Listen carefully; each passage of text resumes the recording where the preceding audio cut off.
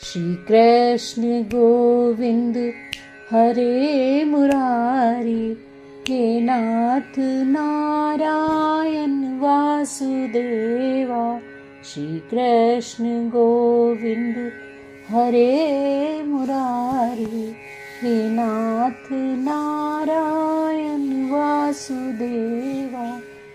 हे नाथ नारायण वासुदेवा, हे नाथ नारायण वासुदेवा। देवउठानी एकादशी या क्या है और इस व्रत में क्या करना चाहिए, इस व्रत की कथा क्या है, ये सब कुछ जानने के लिए आप हमारे चैनल पर अंतिम तक बने रहिएगा। मान्यता है कि इस दिन भगवान विष्णु हर 4 माह तक सोने के बाद जागते हैं। इन 4 महीनों में भगवान विष्णु के सोने या कहें देवशयन के कारण सभी प्रकार के मांगलिक कार्य वर्जित हो जाते हैं।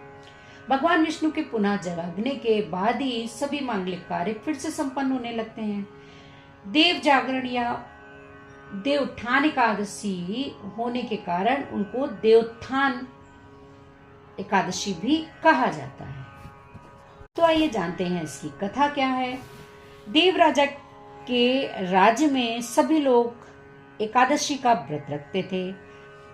प्रजा तथा नौकर चाकरों से लेकर पशुओं तक को एकादशी के दिन अन्न नहीं दिया जाता था। एक दिन किसी दूसरे राज्य का एक व्यक्ति राजा के पास आकर बोला, महाराज आप कृपा करके मुझे नौकरी पर रख लें। तब राजा ने उसके सामने एक शर्त रखी। कहा ठीक है रख लेते हैं, किंतु रोज तो तुम्हें खाने को सब कुछ मिलेगा, पर एकादशी के दिन अन्न नहीं मिलेगा। उस व्यक्ति ने उस समय तो हाँ कर दी, पर एकादशी के दिन जब उसे फलाहार का सामान दिया गया तो वह राजा के सामने जाकर गिड़गिड़ाने लगा, महाराज इससे मेरा पेट नहीं भरेगा, मैं भूखा ही मर जाऊंगा, मुझे अन्न दे दो। राजा ने उसे शर्त की याद दिलाई, पर वह अन्न छोड़ने को राजी नहीं हुआ। तब राजा ने उसे आटा दाल चावल आदि दिए। वह नित्य की तरह नदी पर पहुंचा और स्नान कर भोजन पकाने लगा। जब भोजन पक गया तो वह भगवान को बुलाने लगा, आओ भगवान भोजन तैयार है। उसके बुलाने पर पीताम्बरधारी भगवान विष्णु चतुर्भुज आ गए तथा प्रेम से उसके साथ भोजन करने लगे। भोजनादि करके भगवान अंतर्ध्यान हो गए और वह काम पर चला गया। 15 दिन बाद अगली एकादशी को वह राजा से कहने लगा कि महाराज मुझे दुगना सामान दीजिए। उस दिन तो मैं भूखा ही रह गया। राजा ने कारण पूछा तो उसने बताया कि हमारे साथ भगवान भी खाते हैं, इसलिए हम दोनों के लिए ये सामान पूरा नहीं होता। यह सुनकर राजा को बड़ा आश्चर्य हुआ। वो बोला, मैं नहीं मान सकता कि भगवान तुम्हारे साथ भोजन करते हैं। मैं तो इतना व्रत रखता हूँ, पूजा करता हूँ, पर भगवान ने मुझे कभी दर्शन नहीं दिए। राजा की ये बात सुनकर वह बोला, महाराज यदि विश्वास ना हो तो आप मेरे साथ चलकर देख ले। राजा एक पेड़ के पीछे छिपकर बैठ गया। व्यक्ति ने भोजन बनाया तथा भगवान को शाम तक पुकारता रहा, परंतु भगवान नहीं आए। अंत में उसने कहा कि हे भगवान यदि आप नहीं आए तो मैं नदी में कूदकर अपने प्राण दे दूंगा, लेकिन भगवान नहीं आए। तब वह प्राण त्यागने के उद्देश्य से नदी की तरफ बढ़ा। भगवान प्राण त्यागने का उसका दृढ़ इरादा जान शीघ्र ही भगवान ने प्रकट होकर उसे रोक लिया और साथ बैठकर भोजन करने लगे। खा पी कर वे उसे अपने विमान में बिठाकर अपने धाम ले गए। यह देखकर राजा ने सोचा कि व्रत उपवास से तब तक कोई फायदा नहीं होता जब तक मन शुद्ध ना हो। इससे राजा को ज्ञान मिला।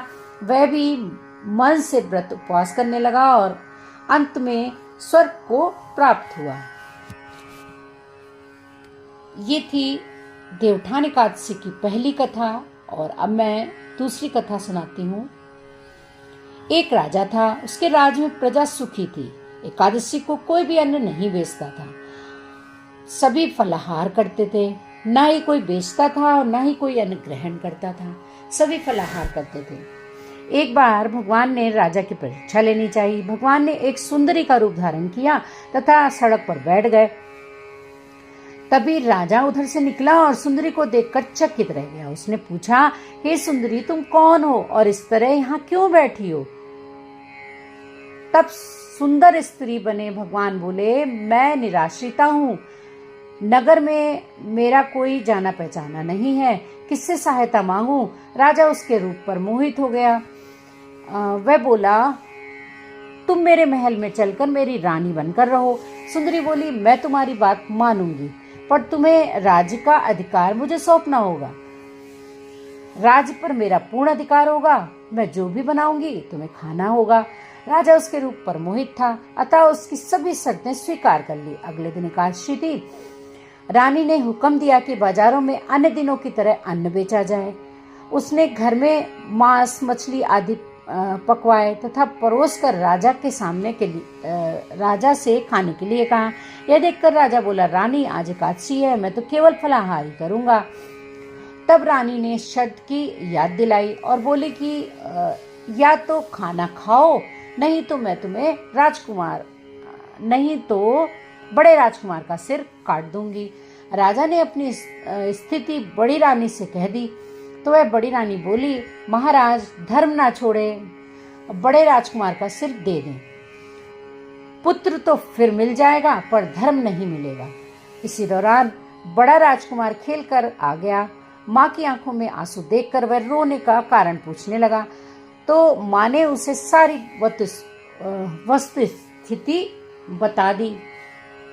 तब वह बोला, मैं सिर देने के लिए तैयार हूँ, पिताजी के धर्म की रक्षा होगी, जरूर होगी। राजा दुखी मन से राजकुमार का सिर देने को तैयार हो गया। तो रानी के रूप से भगवान विष्णु ने प्रकट होकर असली बात बताई। राजन, तुम इस कठिन परीक्षा में पास हो गए। भगवान ने प्रसन्न मन से राजा से वर मांगने को कहा तो राजा बोला, आपका दिया हुआ मेरे पास सब कुछ है, हमारा उद्धार करें। उसी समय वहां एक विमान उतरा। राजा ने अपना राज्य पुत्र को सौंप दिया और विमान में बैठकर परम धाम को चले गए। बोलो विष्णु भगवान की जय। ओम नमो भगवते वासुदेवाय। ओम नमो भगवते वासुदेवाय। ओम नमो भगवते वासुदेवाय। श्री कृष्ण गोविंद हरे मुरारी, हे नाथ नारायण वासुदेवा। श्री कृष्ण गोविंद हरे मुरारी, हे नाथ नारायण वासुदेवा। हे नाथ नारायण वासुदेवा, हे नाथ नारायण वासुदेवा। सभी को देवउठनी एकादशी, देवोत्थान एकादशी या प्रबोधिनी एकादशी की बहुत बहुत शुभकामनाएं। जय श्री कृष्णा। राधे राधे।